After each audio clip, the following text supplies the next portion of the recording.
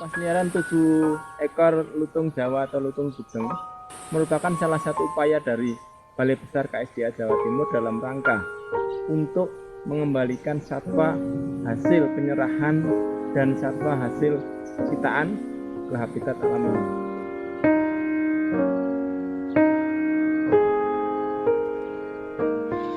Nah, prinsip dari pelepasliaran ini adalah kita cari hutan-hutan yang memang masih merupakan sebaran alami dari lutung Jawa. Karena prinsipnya yang kita lakukan adalah reintroduksi.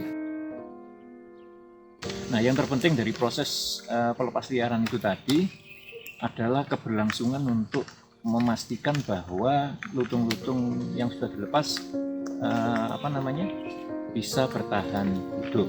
Artinya ada proses monitoring, pemantauan.